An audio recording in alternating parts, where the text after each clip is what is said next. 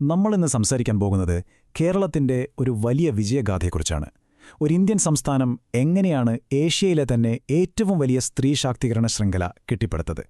ഇത് വെറുമൊരു സർക്കാർ പദ്ധതിയല്ല കേട്ടോ, മറിച്ച് ലക്ഷക്കണക്കിന് സ്ത്രീകളുടെ ജീവിതം മാറ്റിമറിച്ച ഒരു വലിയ ആവാസ വ്യവസ്ഥ തന്നെയാണ്.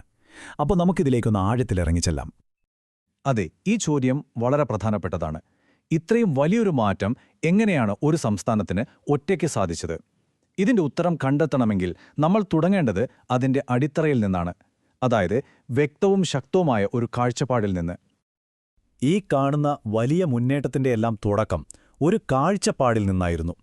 സ്ത്രീ ശാക്തീകരണം എന്നത് വെറുമൊരു ഇലക്ഷൻ വാഗ്ദാനം പോലെ വന്നു പോകുന്ന ഒന്നല്ല, മറിച്ച് സംസ്ഥാനത്തിന്റെ വളർച്ചയുടെ തന്നെ നെടുന്തൂണായിരിക്കണം എന്ന ഉറച്ചൊരു തീരുമാനം. ഈ വാക്കുകളൊന്ന് ശ്രദ്ധിച്ച് കേട്ടുനോക്കൂ. സാമൂഹികം, രാഷ്ട്രീയം, സാമ്പത്തികം. കണ്ടില്ലേ, ഒന്നുപോലും വിട്ടുപോയിട്ടില്ല. എല്ലാ തലങ്ങളിലുമുള്ള ഒരു സമ്പൂർണ്ണ ശാക്തീകരണം. ഇതൊന്നും വെറും വാക്കുകളായിരുന്നില്ല കേട്ടോ, മുന്നോട്ടുള്ള എല്ലാ പ്രവർത്തനങ്ങൾക്കും വഴികാട്ടിയായ ഒരു വിളക്കായിരുന്നു ഇത്. ശരി, നല്ലൊരു വിഷനുണ്ട്, അത് മാത്രം മതിയോ? ഒരിക്കലുമില്ല. ആ സ്വപ്നം യാഥാർത്ഥ്യമാക്കണമെങ്കിൽ അതിന് കൃത്യമായ സ്ഥാപനങ്ങൾ വേണം, അല്ലേ? അങ്ങനെയാണ് ഈ വലിയ സ്വപ്നത്തിന്റെ ശില്പികളായി മാറിയ ചില സ്ഥാപനങ്ങൾ രൂപം കൊള്ളുന്നത്. ഇതിന്റെ ഒരു വളർച്ച നോക്കൂ.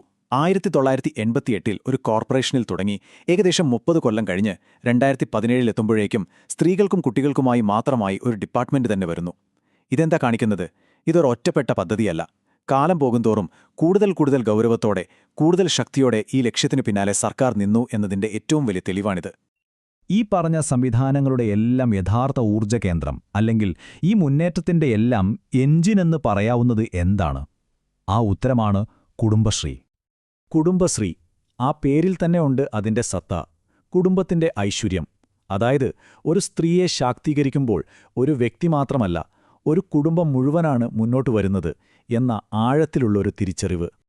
1991 തുടങ്ങിയ ഈ പ്രസ്ഥാനം ഇന്ന് ഏഷ്യയിലെ തന്നെ ഏറ്റവും വലിയ വനിതാ കൂട്ടായ്മയായി മാറിയിരിക്കുന്നു. ആലോചിച്ചു നോക്കൂ, ആ വളർച്ച മാത്രം മതി കുടുംബശ്രീയുടെ സ്വാധീനം എത്ര വലുതാണെന്ന് മനസ്സിലാക്കാൻ. അപ്പോ ഇങ്ങനെയാണ് ഒരു പ്രസ്ഥാനം ഇത്രയും വലുതായി വളർന്നത്. അതിന്റെ രഹസ്യം ഈ ഘടനയിലാണ്. മുകളിൽ നിന്ന് താഴേക്ക് നിർദ്ദേശങ്ങൾ കൊടുക്കുന്ന ഒരു രീതിയല്ല ഇവിടെ. പകരം ഓരോ അയൽപ്പക്കത്തെയും ചെറിയ കൂട്ടായ്മകളിൽ നിന്ന് തുടങ്ങി മുകളിലേക്ക് വളർന്നുവരുന്ന ഒരു ജനാധിപത്യ രീതി. അധികാരം താഴെത്തട്ടിൽ നിന്നും മുകളിലേക്ക്. അതാണ് ഈ മുന്നേറ്റത്തിന്റെ യഥാർത്ഥ ശക്തി. ശരി, ഈ വലിയ സംവിധാനത്തിന്റെയൊക്കെ ലക്ഷ്യമെന്താണ്? ഒറ്റവാക്കിൽ പറഞ്ഞാൽ ദാരിദ്ര്യം ഇല്ലാതാക്കുക. എന്നാൽ അതിനുള്ള വഴിയോ? സ്ത്രീ ശാക്തീകരണം. സ്ത്രീയെ സാമ്പത്തികമായി സ്വതന്ത്രയാക്കുക. അപ്പോൾ ദാരിദ്ര്യം തനിയെ ഇല്ലാതാകും. എന്നാൽ ലളിതവും എന്നാൽ അതിശക്തവുമായ ആശയം. ഒരു സ്ത്രീ എങ്ങനെയാണ് സാമ്പത്തികമായി സ്വതന്ത്രയാകുന്നത്? അതിനുള്ള ആദ്യത്തെ പടിയാണ് മൈക്രോ ഫിനാൻസ്. സ്വന്തമായൊരു സംരംഭം തുടങ്ങാൻ, ഒരു സ്വപ്നം യാഥാർത്ഥ്യമാക്കാൻ. ചെറിയ വായ്പകൾ. ഇത് വെറുമൊരു പണമല്ല, മറിച്ച് ആത്മവിശ്വാസം നേടാനുള്ളൊരു താക്കോലാണ്. കുടുംബശ്രീയുടെ മിടുക്ക് നമുക്കിവിടെ കാണാം. ഈ ഷീ ടാക്സി എന്ന ആശയം നോക്കൂ. ഒറ്റയടിക്ക് 2 വലിയ പ്രശ്നങ്ങൾക്കാണ് പരിഹാരം. 1, സ്ത്രീകൾക്ക് സുരക്ഷിതമായ ഒരു തൊഴിൽ. 2, യാത്ര ചെയ്യുന്ന മറ്റു സ്ത്രീകൾക്ക് സുരക്ഷിതമായൊരു വാഹനം. എത്ര ലളിതവും അതേസമയം ശക്തവുമായൊരു ഐഡിയ അല്ലേ? ശാക്തീകരണം എന്ന് പറഞ്ഞാൽ ഏതെങ്കിലും ഒരു മേഖലയിൽ ഒതുങ്ങുന്നില്ല. പുരുഷന്മാരുടെ കുത്തകയെന്നു കരുതിയിരുന്ന നിർമ്മാണ മേഖലയിലേക്ക് പോലും കുടുംബശ്രീ സ്ത്രീകളെ കൈപിടിച്ചുയർത്തി. ഇത് വെറുമൊരു തൊഴിൽ മാത്രമല്ല, കാലങ്ങളായി നമ്മൾ കൊണ്ടുനടക്കുന്ന പല ധാരണകളെയും തകർത്തെറിയുക കൂടിയാണ്. അപ്പോൾ നമ്മൾ ഇതുവരെ സംസാരിച്ചത് ഈ സംവിധാനത്തിന്റെ എഞ്ചിനെക്കുറിച്ചാണ്. ഇനി നമുക്ക് അതിന്റെ സുരക്ഷാ വലയത്തിലേക്ക് പോകാം. മറ്റു പദ്ധതികൾ എങ്ങനെയാണ് ഒരു സമ്പൂർണ്ണ പിന്തുണ നൽകുന്ന ഒരു ആവാസ വ്യവസ്ഥ ഉണ്ടാക്കുന്നതെന്ന് നോക്കാം. ഈ മോഡലിന്റെ ഏറ്റവും വലിയൊരു ശക്തി ഇതാണ്. ജീവിതത്തിലെ ഏതു പ്രതിസന്ധിയിലും ഒരു സ്ത്രീക്കോ കുട്ടിക്കോ താങ്ങും തണലുമായി ഒരു പദ്ധതിയുണ്ടാകും. പോഷകാഹാരം മുതൽ അതിക്രമങ്ങളിൽ നിന്നുള്ള സംരക്ഷണം വരെ, അക്ഷരാർത്ഥത്തിൽ ഒരു സമ്പൂർണ്ണ സുരക്ഷാ വലയം. കണ്ടില്ലേ? പോഷകാഹാരം, നിയമസഹായം, സുരക്ഷിതമായ അഭയം, സാമ്പത്തിക പിന്തുണ. ഇങ്ങനെ ജീവിതത്തിന്റെ എല്ലാ തലങ്ങളിലും സഹായം ഉറപ്പാക്കുന്ന ഒരുപാട് ശാഖകളുള്ള ഒരു വലിയ സംവിധാനമാണിത്.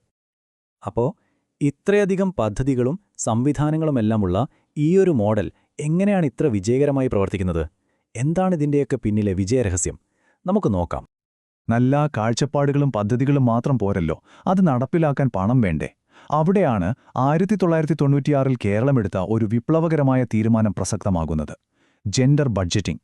അതായത് ബഡ്ജറ്റിന്റെ ഒരു നിശ്ചിത ശതമാനം സ്ത്രീകളുടെ ഉന്നമനത്തിനായി മാത്രം നീക്കിവെക്കുക. ഇതോടെ പ്രഖ്യാപനങ്ങൾ വെറും വാക്കുകളല്ലാതായി മാറി. അവയ്ക്ക് സാമ്പത്തിക അടിത്തറയുണ്ടായി. അപ്പം നമുക്കിതൊന്ന് ചുരുക്കി പറയാം.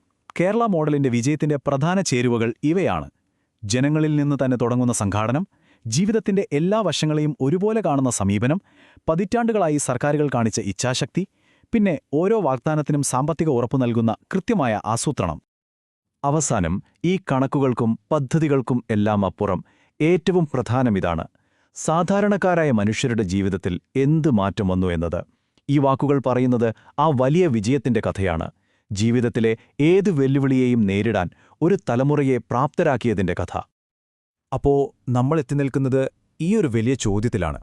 കേരളം പടുത്തുയർത്തിയ ഈ ശാക്തീകരണ മാതൃക ലോകത്തിന്റെ മറ്റു ഭാഗങ്ങളിൽ നമുക്ക് പകർത്താൻ സാധിക്കുമോ? അങ്ങനെ ചെയ്യണമെങ്കിൽ എന്തൊക്കെ ഘടകങ്ങൾ ഒരുമിച്ചു വരണം? ഉത്തരം കണ്ടെത്തേണ്ടത് നമ്മൾ ഓരോരുത്തരുമാണ്.